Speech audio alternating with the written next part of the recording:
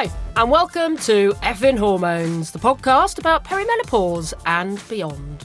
It's basically me and my three mates, Terri, Helen and Beena, trying to make sense of this mad time in our lives, muddling along with a bit of swearing and lots of laughter, as well as meeting some incredible people along the way. More of that to come. Can you believe this is our last episode of 2023? Woo woo! And what a year it's been. Now, like all of you wonderful folks listening, we are all bloody knackered, to be honest, and very much looking forward to a festive break. But can we give a big shout out to all of you wonderful people who will be working throughout the festive break on the front lines, because we salute you. Whoop, whoop, whoop. Someone do a sound for a salute, doesn't really matter. Yeah, an emoji. We need like an emoji, don't we? Yeah. We do. Anyway, before we get into today's incredible interview, let us hear from the gang. How on earth are you all doing? Sorry, I've just given Beena the giggles doing my We've already started. Silent So listen, we're recording in person today. It's very exciting. We're not used to this. So if we get a bit hysterical, then, you know why. That's why. But just dead quickly, right? I need to tell you guys, last episode but one, Dr. Stacey Sims, the exercise physiologist, nutrition. We talked about nutrition and exercise, didn't we? She kind of blew our minds. And she recommended taking, the stuff that you see in the bodybuilder section in health food shops, right? But she was just do half a teaspoon in your coffee in the morning. And I have been plagued with terrible gut health problems for the past 7 years, as we've discussed many times on this podcast. Right, started taking it. It's completely changed my life. I'm not kidding. Wow. Honestly, I've had no migraines, no exhaustion. And I just feel like it was the missing link because, I've had to completely change my diet and everything. Wow. So, yeah. Come on, give it a name What's check that again. called again? It's called cetirizine hydrochloride. Isn't that dynamite or something? What have you got written down there? Dynamite. Well, it's not that good for my brain I've fog. got creatine monohydrate. Creatine monohydrate. Okay, it's clearly not sorted out my brain fog. But look at your script, Helen. But honestly, half a creatine monohydrate and half a teaspoon every day. Seriously, I could actually have a little weep at how much of a difference it's made. Wow. Seriously, honestly. Yeah, I feel like Let's have a little round of applause. Hey, Sorting thank you, out a Dr. gut. Stacey Yeah, Sims. thank you, Stacey. Thank you. Yeah. Anyone else with a little update? Well, yeah, I, after having not such a great time on the first batch of HRT last year, I'm back on it. I'm on a lower dose, so I've got the patches and the pills. Who were? Yeah, Patches. but it's a lower dose of estrogen. So the problem I had last time was I just felt nauseous all the time. And I kept waiting, you're just waiting and they say, give it 6 weeks and all that. It just never passed. And then even after I stopped using it, I just ripped it off one day. I'm like, I can't. I feel so sick all the time. Oh, no. It's like feeling travel sick, but all the time.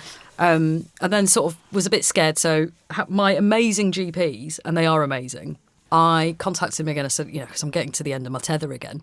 And they said, we've now introduced half an hour menopause women checks. Wow. So it's a half-hour appointment. And then she went, by the way, I noticed that you turned 40 during the pandemic. You never came in for your 40-plus woman check. Yeah. Good point. She's like, let's get you booked in for both. So I went to the doctor 2 days. Both appointments were half an hour, which that fact in itself nearly made me That's cry. amazing. Yeah. And then just had the most wonderful, very highly educated menopause nurse. Oh, my God. And we sat down and went through all the different kind of types of treatment. So I'm back on.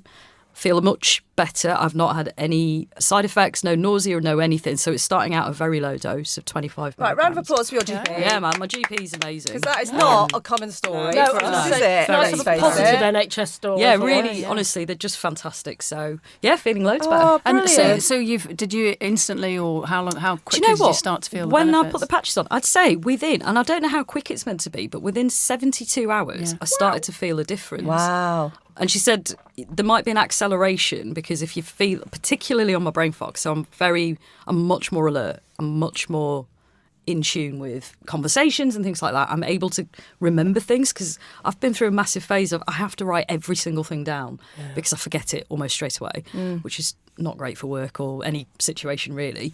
That's got better. So quite quickly I felt that. My body temperature's sort of normalised a bit. I haven't been having hot flushes or anything, but I just feel like a normal temperature. I'm not too cold, I'm not too hot. Just normal. Just normal. Fantastic. Wow. So, Brilliant. hopefully if that continues to go well, maybe upping the dose slightly because I'm I dead am chuffed obviously for you, quite Beena. low on estrogen. Yeah. So yeah, we'll see. But That's then brilliant. it does fluctuate as It does well. So I fluctuate, found yeah. because I use the gel and you have a bit more control over gel.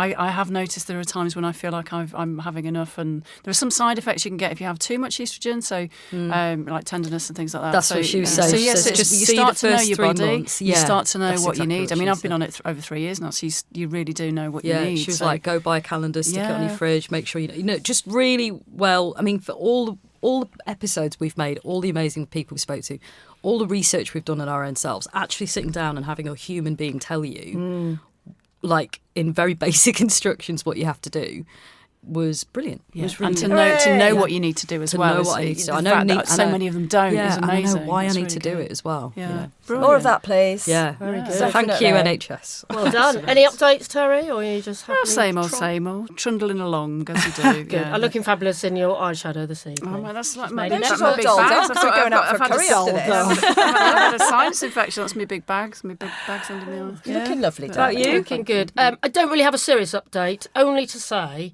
I don't know where everyone else keeps their HRT, but mine is in a drawer right next to my bed. And since we last spoke, I've had to baby-proof it. Oh, you're joking! Yes, because the baby loves nothing more than opening and closing drawers. So we've had to baby-proof the drinks cabinet as well. I was going to say, she was out of booze, wasn't Yeah, I she? found a large bottle of Peroni in her hand at one point. And then, I mean, I'll probably get reported to social services now. I looked round one morning and she was waving a jar of a tube of testosterone. Do you know what? I in her thought hand. you were going to say something else. I thought you were going to say something else then. She opened the was like, bedside what has cabinet she found? and out she pulled. Dot, dot, dot. Oh my God. It could have been worse, couldn't it? That Yeah, story it could have been so much worse. That story could have been so much worse. But no, the baby's now really upset that I have locked. I've had a special device to lock my bedside drawer. So she's like, where's my testosterone? Is there a risk that you forget how to open it and you Yeah, can't yeah. access Well, to that's your... it. Oh, she'll remember.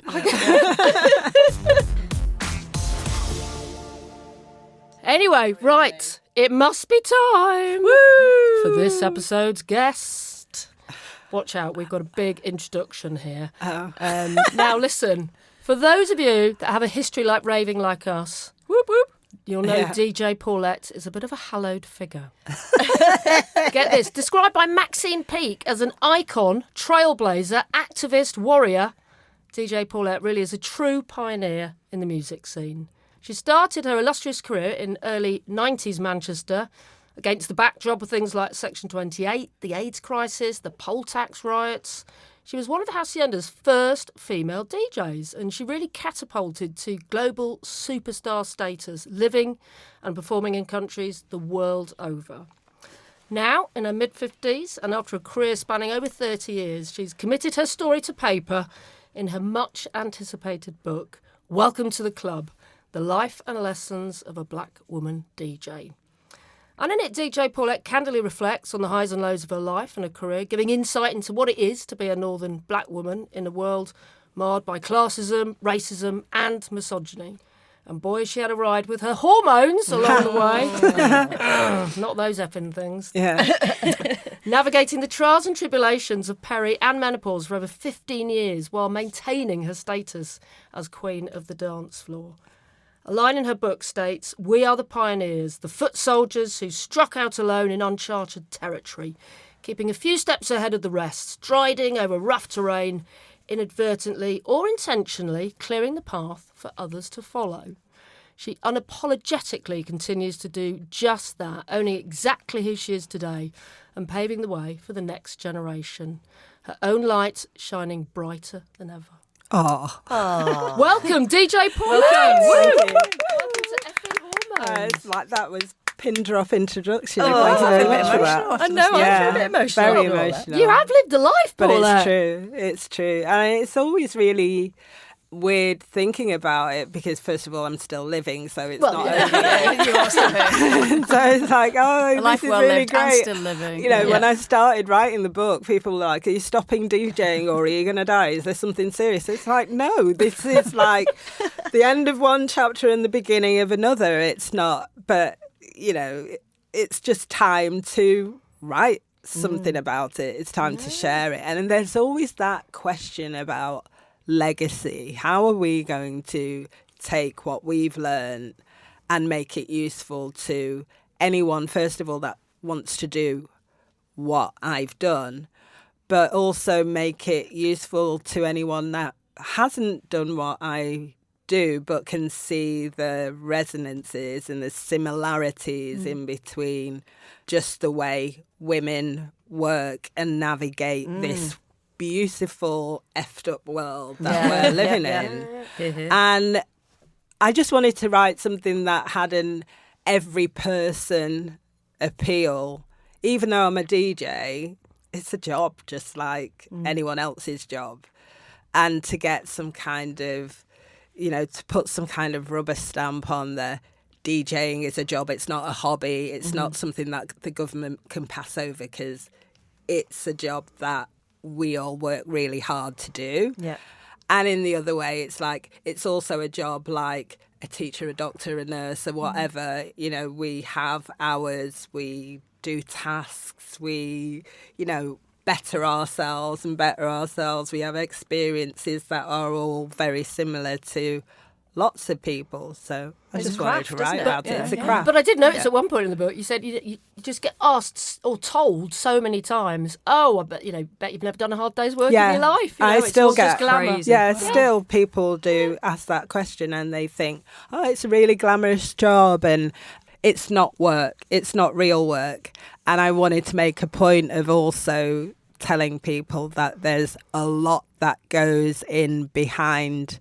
When you see a DJ on a stage at whatever club you care to go to, in whichever country you care to see them, the hours of prep that go into that 2-hour set, the hours of travelling that go into that 2-hour set that you see are just beyond like what anyone would think. So I wanted to make a point of mentioning that as well. Right, let's take you back in time a little bit, shall we? Yeah. To the early days. In of the Doctor Who TARDIS. Oh, yeah, if you want. Yeah, why not? Can we go in the TARDIS? To a nightclub that is probably less than half a mile away from here. Yeah. But it's now a block of flats. It would have sadly. been, yeah. I'm, of course, referring to the Hacienda. You were one of only 2 female resident DJs. Me and Kath McDermott. What was it like DJing at Flesh, in Flesh's heyday in the early 90s? Hot. Very, very hot, because there was no air conditioning. And, I wore next to nothing. And there was a reason why I wore next to nothing, because it was really hot down there.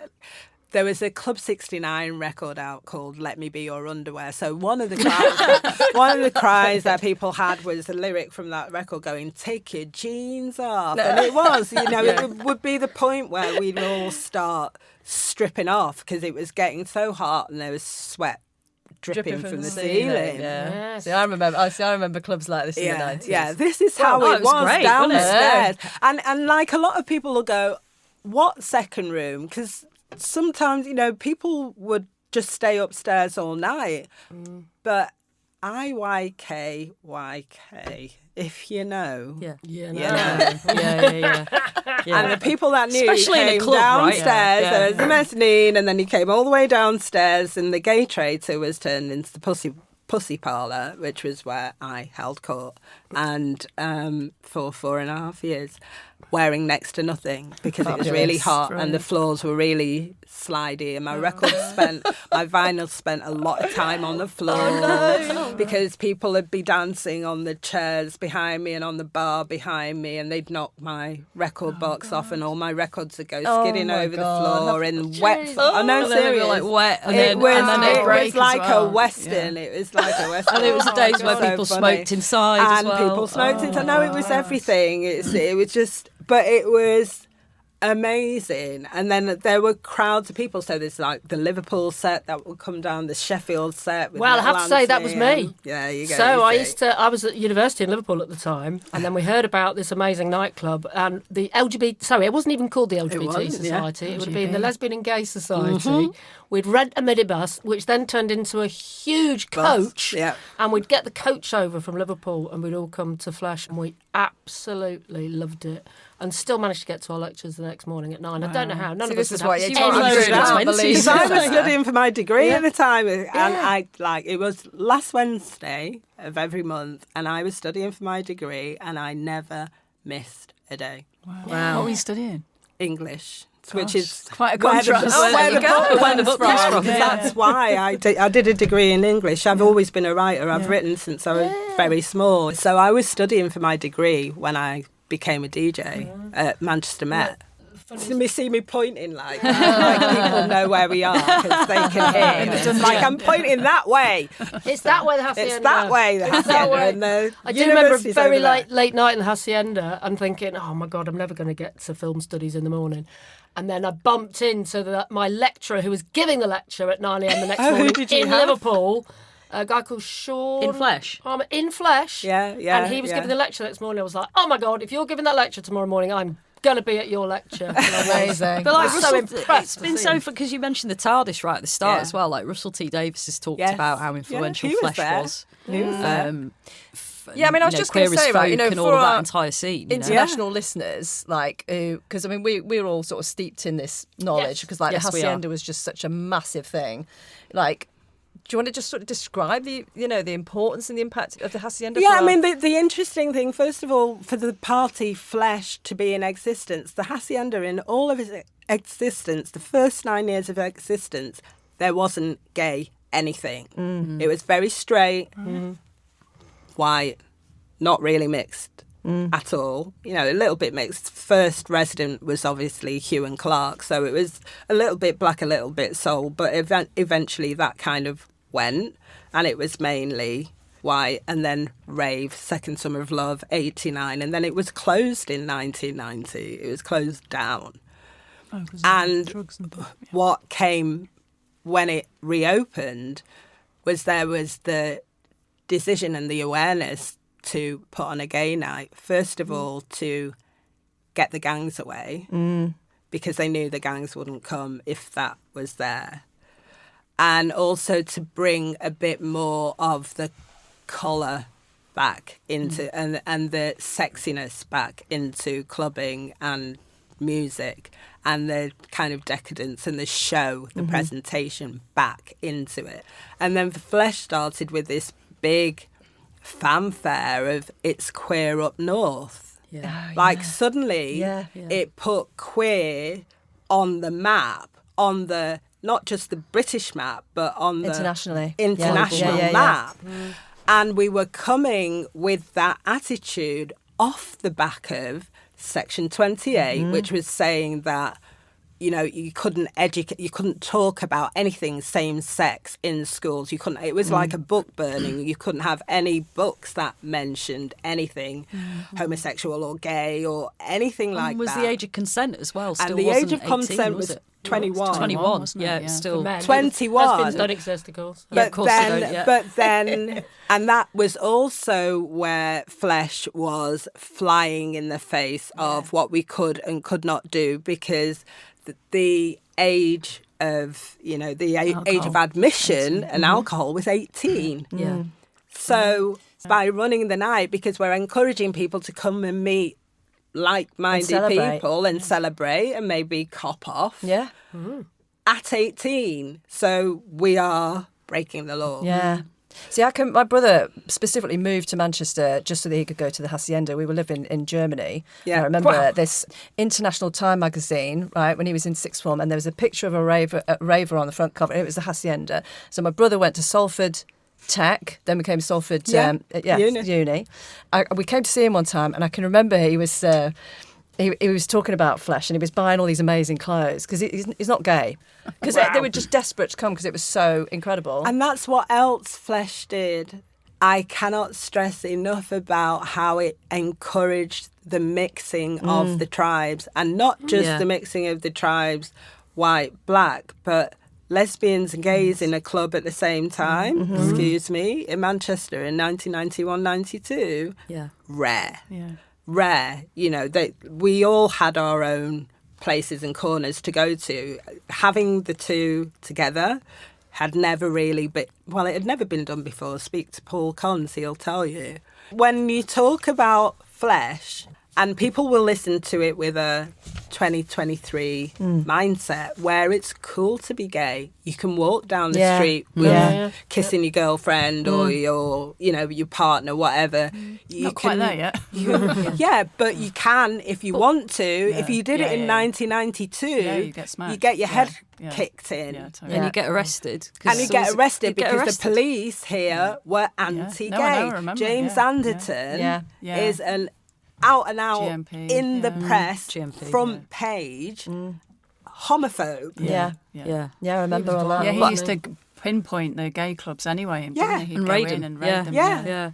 Which is why we do it on a Wednesday night and not the weekend. Yeah. We Yeah. didn't have a load of gays walking through Manchester City Centre on a Saturday night. It was a Wednesday. Yeah. There was a reason why it was on a Wednesday. Yeah. I think the legacy of it can be charted right to today, because I say to people all the time who are thinking about moving to Manchester, I was like, do it. I moved to Manchester to be who I followed the music, but the legacy, like I say to young people who are, thinking about moving here, I'm like, I feel like Manchester still is, you can turn up and be whoever the fuck you want to be in a safer space than you could in many other places in the country. I came back? Yeah. But that's it. And I think that is, Nights Like Flesh was part of the... Absolute trailblazer.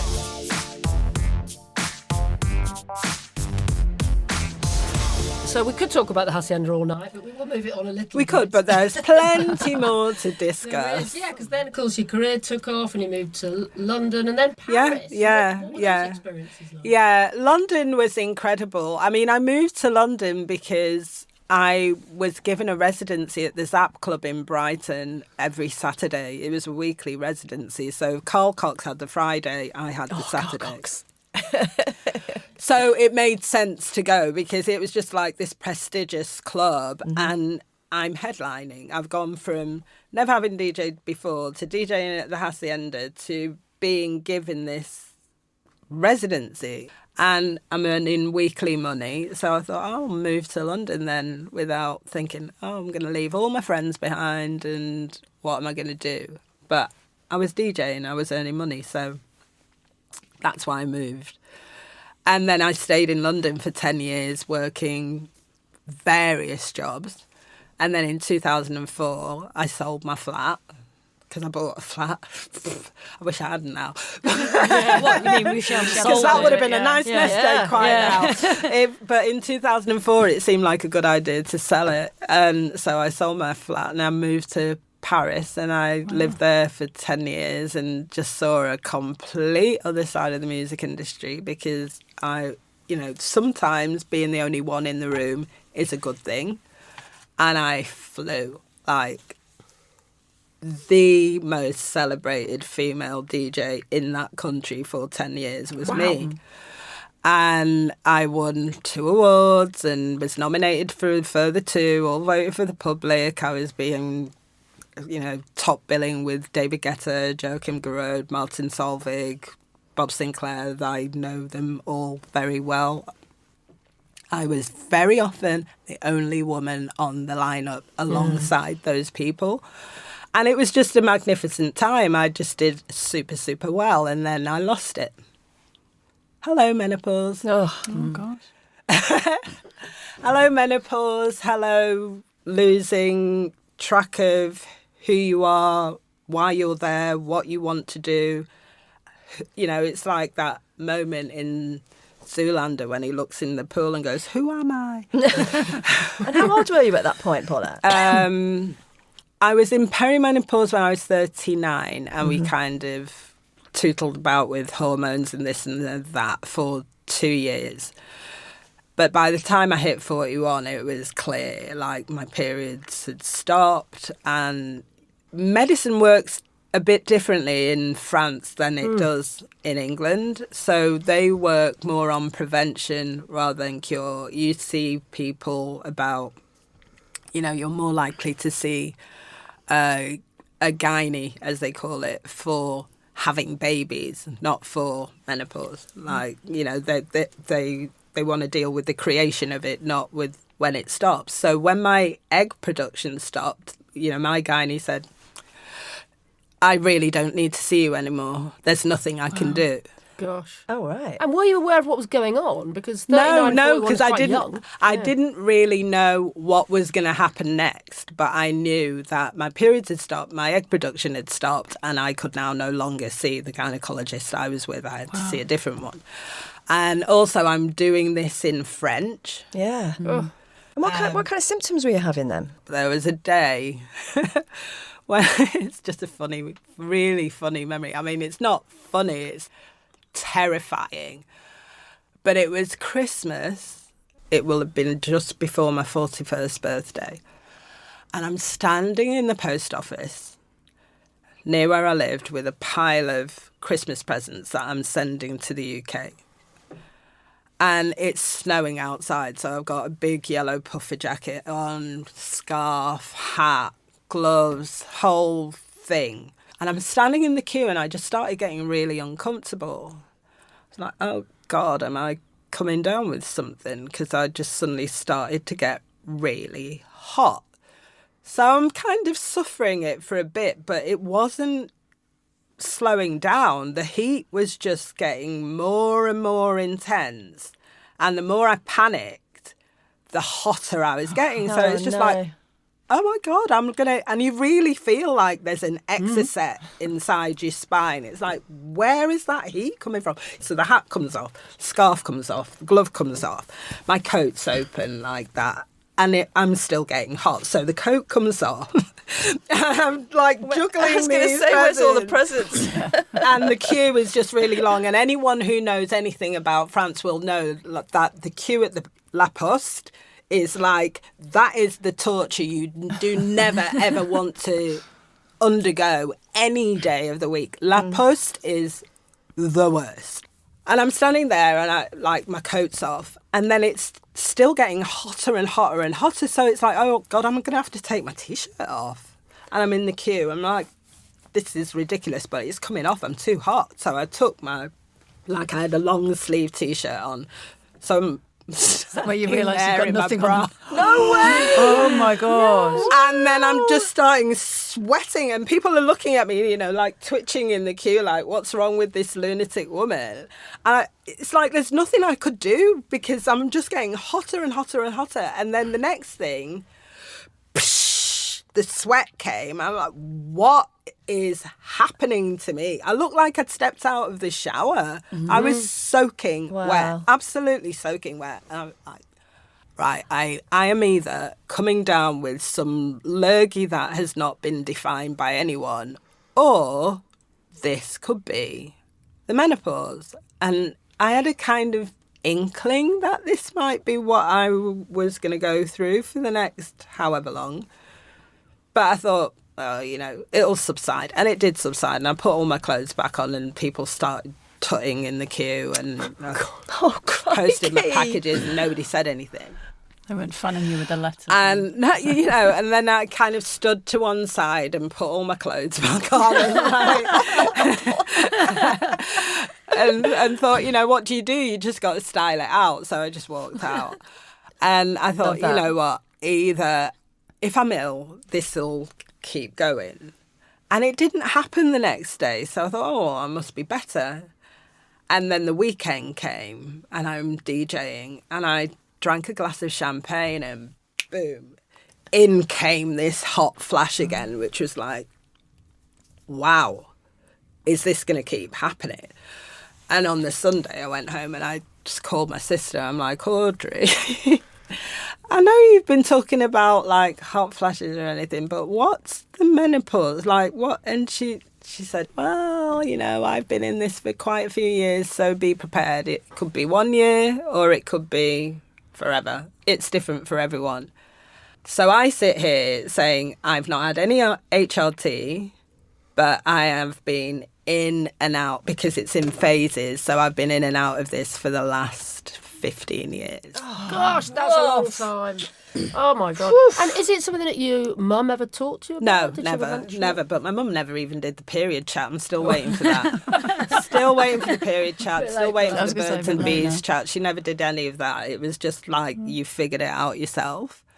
And I come from a family of women. I've got 6 sisters. Wow.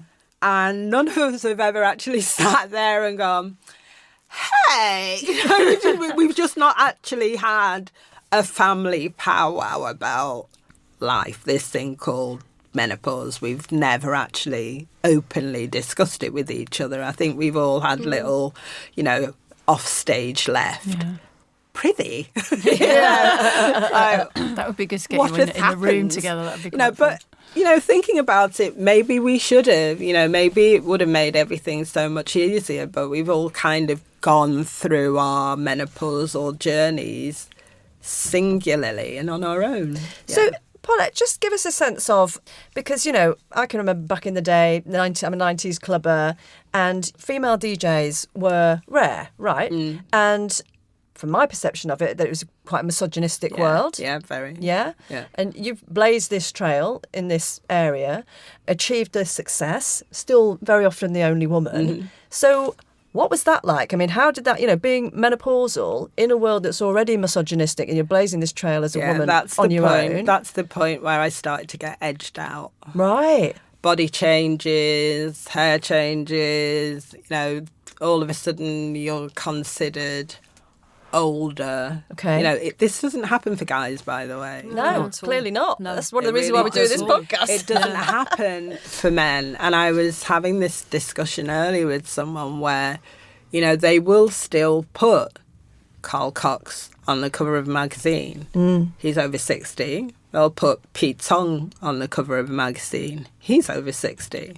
Yeah, and it's Charles okay for them to lose Peterson. their hair. And he's over 60, and it's okay for them to lose their hair, dye their hair, do what they want with it. It's okay for them to be grey, but as soon as a woman either has a child or hits 40, and, she's let herself go, because you put on a little bit of weight, because you do put on a bit of condition, whether you like it or not, between,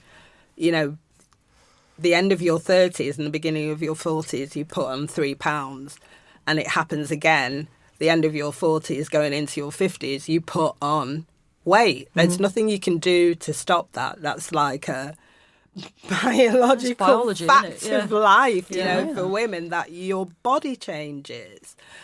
And people see that and respond to that. Did anyone ever say anything explicitly, or was it always sort of implicit? Yeah, but not about menopause, but just about me being old, and I was 41. Wow.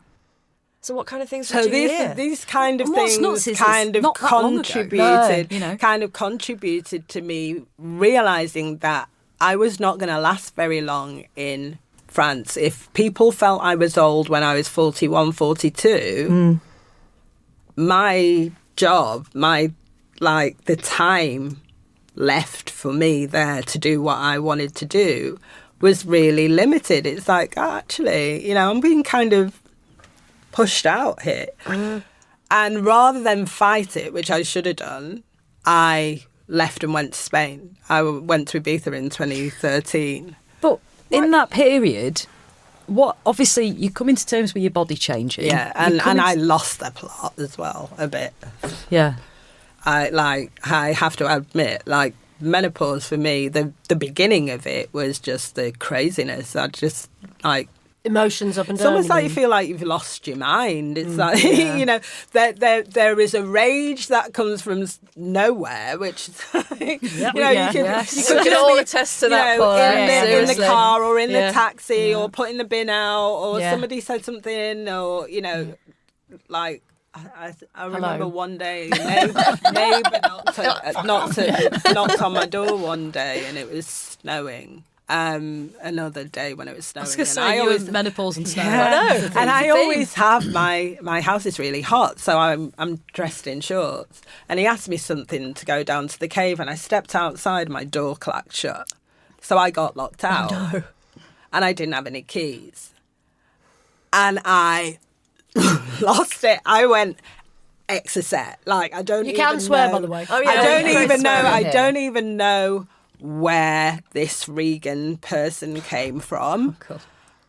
But me and that neighbour never spoke again. Oh, man. Well, it's his fault. If I hadn't have answered the door, I would have got locked out in the snow in my pyjama shorts, and having to spend over £1,000 getting the locks changed. God. So Yeah. I had a good reason, but maybe not with the blast. I put him on blast. Listen, so we've all been hard there. that we never spoke for Wow. the rest of the time that I was there. I was just like this crazy lady downstairs that was losing the plot and calling the police every 10 minutes because the kids were making too much noise and things like that. I just lost it. I really lost it. And parallel to that, you're being faced with people who are kind of going, you're too old. Yeah. So and all then, of it coming at you at and once. And then I'm in a club and I'm like drinking, because I was drinking at the time as well. And it just brought on the hot flashes. So I'm under lights and I'm just this sweaty mess as soon as I get into a club. And I'm doing that in front of thousands of people who are half my age, and I started to really feel the difference, the gap between me and them, and it was just a very weird time. It evened off eventually, but the beginning of it was horrible. There are no provisions, nobody cares. I mean, who am I going to tell? Oh, I'm in the middle of my menopause, and what would they think?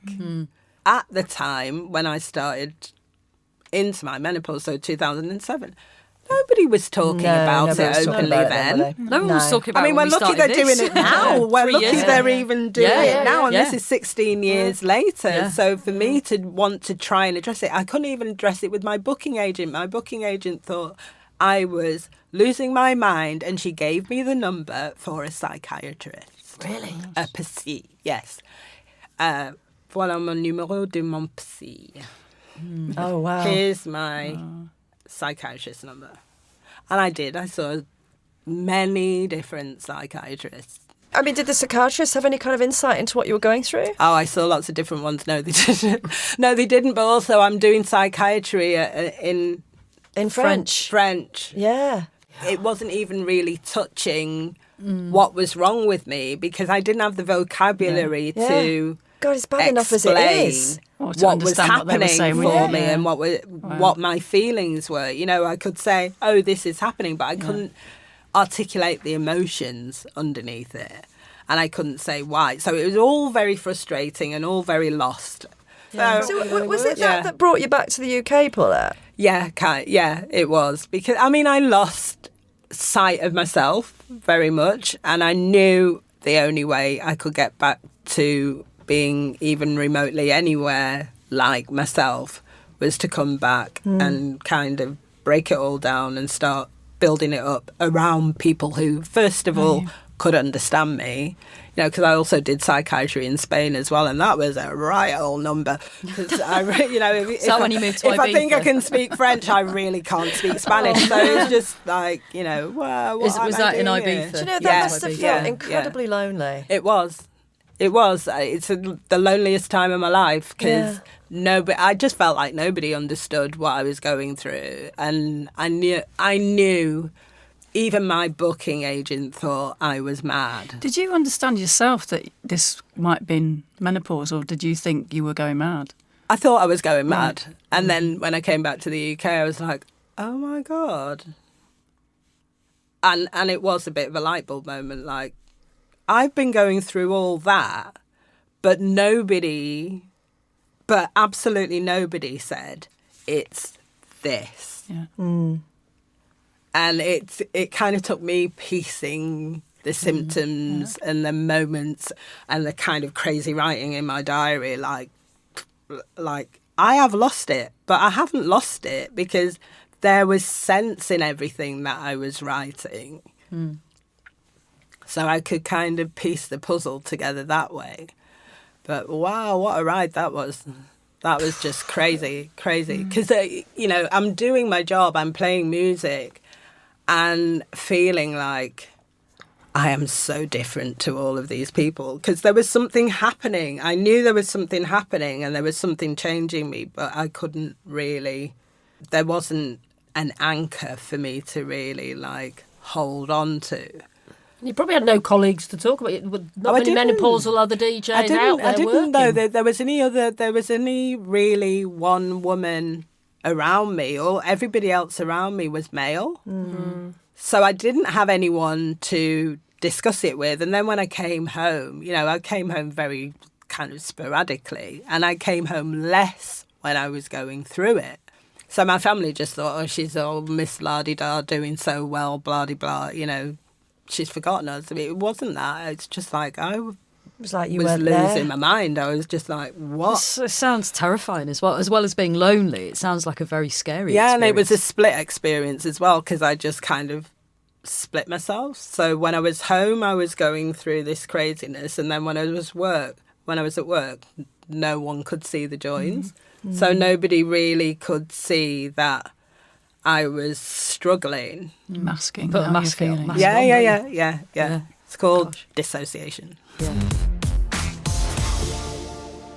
When did things start to get better? When I came back to Manchester. Yeah, and I could go to the doctors and say, oh, I feel like this, and they could understand what I feel like this meant. I could sit with my sisters and say, oh, this is happening, who should I see? And there were suggestions, and whoever I saw was helpful. And if they weren't helpful, they could pass me on to somebody who was helpful, or they could tell me what to take. So my sister Elise was like, oh, I take black cohosh because she really believes in homeopathic and vitamins and all of this. That's for hot sweats, for cold sweats. For the isn't it? sweats Yeah. and everything. And there were suggestions that were coming that were kind of starting to regulate things, and it started to calm down.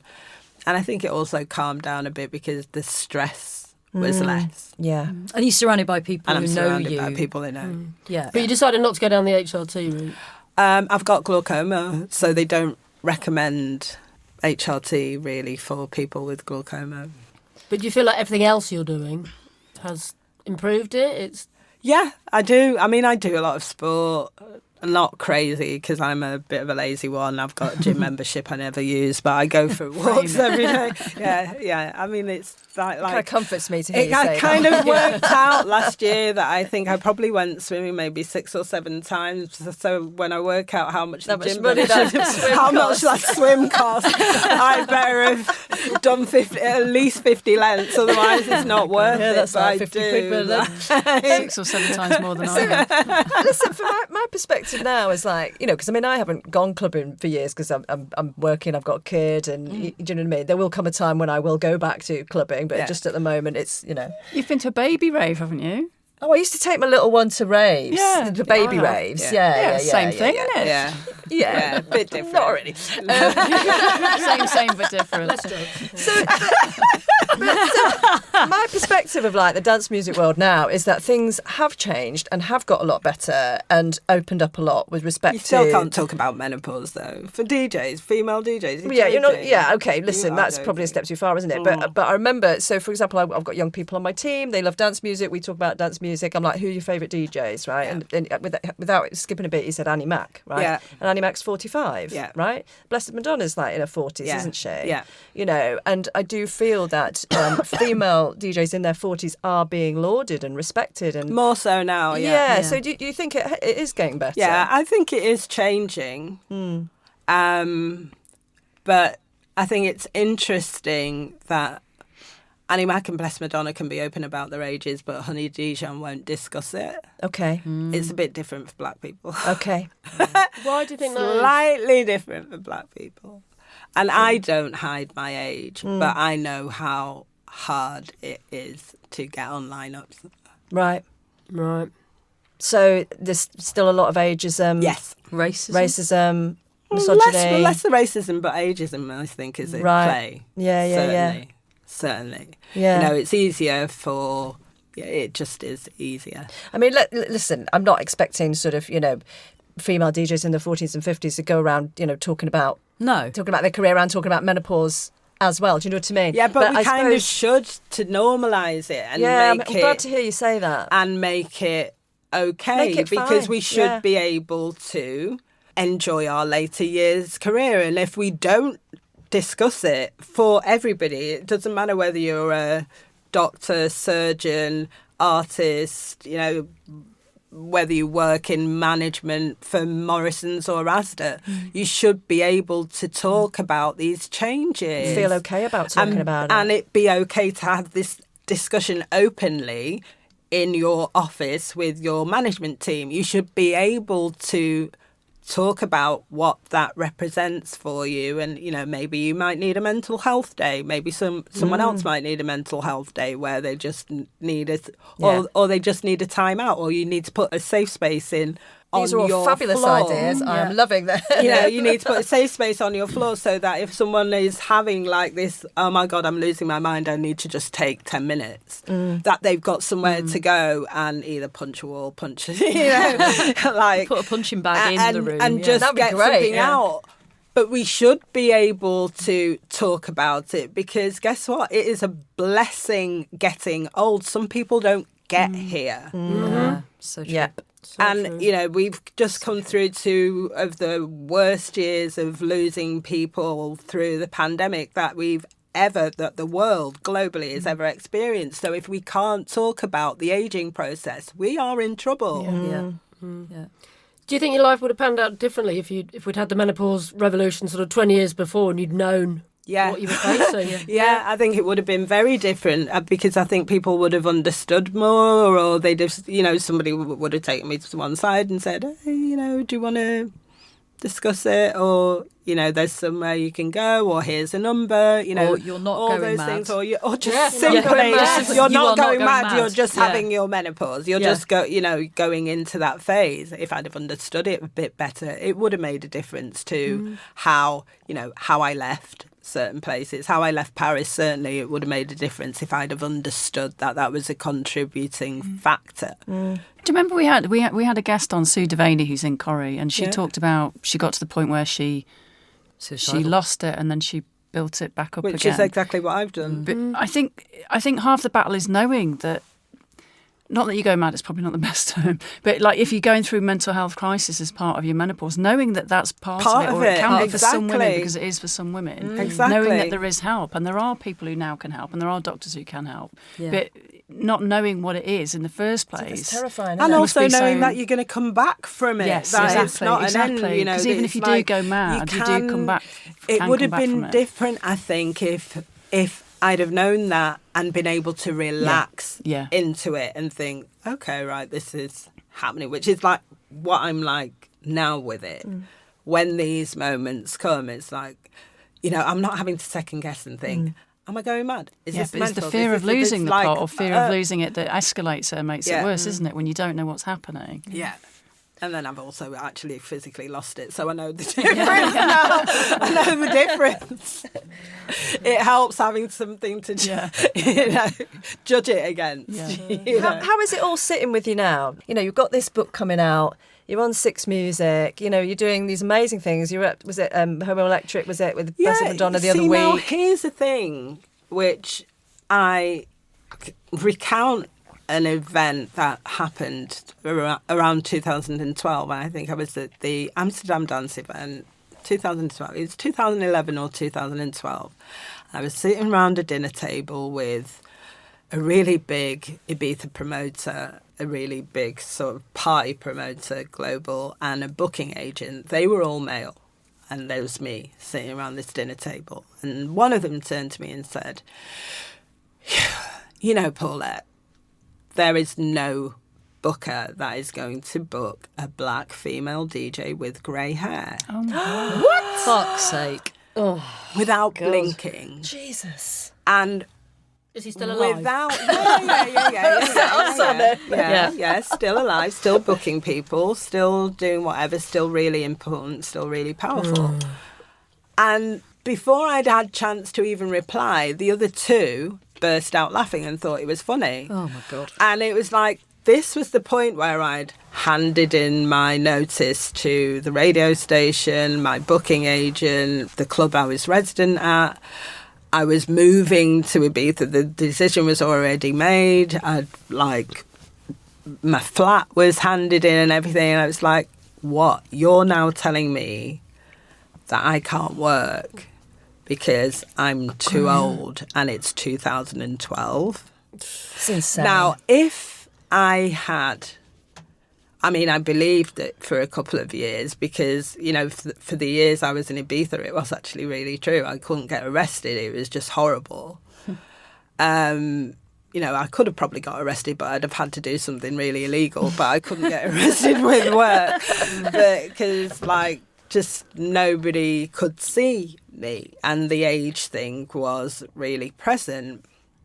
Now, if I'd have listened to them, nothing that's happened for the last 12 years would have happened. If I'd have believed them, if I'd have felt like in my heart of hearts, I'm too old, It's over. I'm having my menopause, this is over, time for a job change, time to do something completely different, which lots of women do. They will get to that point and someone will say, you're too old for this. And then you'll just go, oh, do you know what? I'm going to have a family or I'm going to concentrate on my family because, I've had my kids and now I'm getting my menopause and I've got to, pivot and do something else. A lot of women drop out of the workforce because that moment comes when somebody says to them, you're too old for this. Or they start getting passed over. The younger one gets the job when you've got more experience. And it's like, why is this happening? And it's an age thing. Not necessarily a menopause thing, but it might be, again, I keep saying contributing factors. Just with women, though, isn't it? Well, we've spoken to so many women on this podcast who've been at the top of their game when it's hit, much like your story.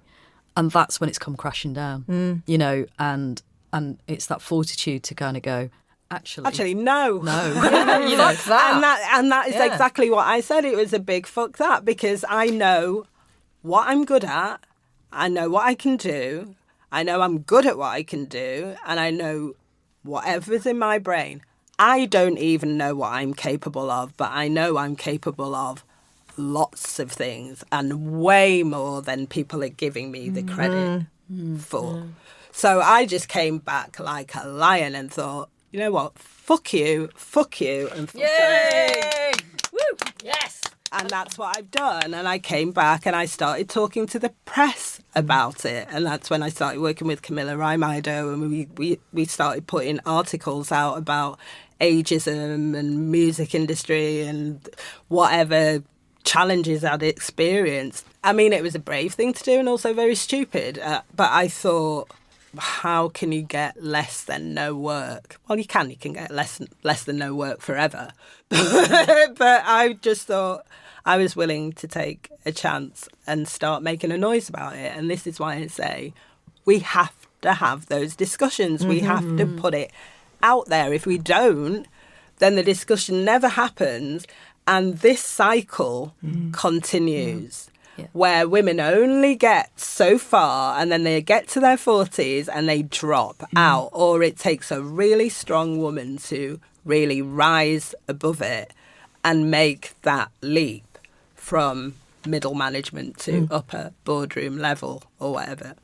Well, listen, I just want to say a massive thank you for doing that. And, because you've been a trailblazer in your DJing career and you're being a trailblazer with this now. So, yay! Thank you. And she started the interview by saying, you're not dead yet. No. I'm happily not dead yet because, achieved so much. You've got your book coming out in January. There's so much more to do. But what is next, DJ Paula? Yeah. What is next? What is next? So the next year is obviously talking about this book. That Me lots hands of off, people that haven't is read mine. yet. Which is called Welcome to the Club. Which is called Beena's Welcome to had the it. I want Club, it. Life and Lessons of a Black Woman DJ. So it's the book tour, it's the interviews, it's the press. I've got to promote this book now.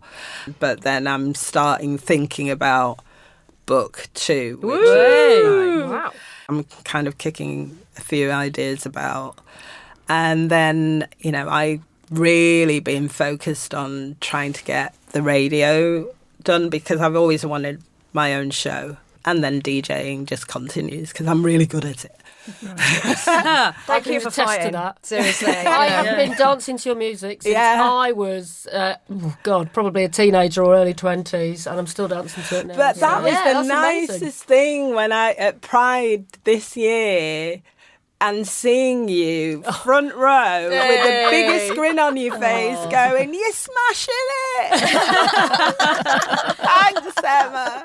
So watch out. I mean, this is the thing, like Helen refers to us as ex-ravers, but that's wrong, isn't it? No, it's I will ravers. return. I will Ravers. return. What did you say? Ravers. Brilliant. Right, come on, let's all go out raving. Yeah. Go out raving. Raving. Oh, Paulette, thank you so much. You have been the perfect Effin Hormones guest. Oh, You really thank have. you. Absolutely. Do you know what? I still, though, one of the things that's changed for me the most is like at the beginning when I started DJing, I was like, what I wore was like, You wore some I'd wear anything. amazing outfits. And now, because you have to start to inhabit your new body. Mm-hmm. And I have to admit, I'm still not really comfortable with some of the changes that are happening. And the changes are ongoing. My weight is like a yo-yo. It's like up and down. And the pandemic didn't help because I just stuffed my face with food for 2 years. So it's just what are you going to do when you're at home? Oh, look, there's the fridge. Oh, look, there's the fridge. Oh, look, there's the fridge. What are you going to see? It's the telly or the fridge. It's like, I don't know. Where am I going to stop? Oh, yeah, the telly, the fridge and the bed. So it's like the big Bermuda Triangle of I'm at home alone. So being comfortable with how I project who I am behind the decks now, that there has definitely been a change in how I dress and the things I will wear. Do you put clothes on now then rather than I am very much a clothed person now. But this is what I am telling like my nieces now who are in their 20s and 30s and I will say just be comfortable with who you are and how it comes. And that's the best advice because once you are okay with that, everything else follows. Great advice. Wow. Oh, I got goosebumps. I know. Thank you so much for telling us about all you. that. It's You're brilliant to hear welcome. the stories. And You're welcome. like I say, thank you for kicking back and going, fuck that, because we are all with you. Yeah. That's the reason why we do this podcast. It was That a big is fuck why. that moment as well, That is why, and that's why it's really important because other women need to hear that message. It's like, don't accept that that's the end. Yeah. Don't accept that it's over because it's really not. Well, there's a line in your book, in your closing chapter, and it says, be brave, be the change, be political. We must not understate the importance of consciousness rising. Yeah. No one's too old and no one's ever born knowing exactly how to do whatever job they do. We learn. And you can learn a new trade anytime you like and you can pick it up anytime you like. And if you're going to be really good at it, you will make yourself really good at it and you will be a success. Yay! That's inspiring. Yeah. I love that. Fab. Thank Right, you. are we going graving now? Yeah. DJ Paulette's book, Welcome to the Club, is out on the 23rd of January. It is available now for pre-order wherever you get your books. And believe me, everyone, you are in for a real treat. And if you want a soundtrack that will bring the book to life, get this, there's only a Spotify playlist. Just search for Welcome to the Club discography.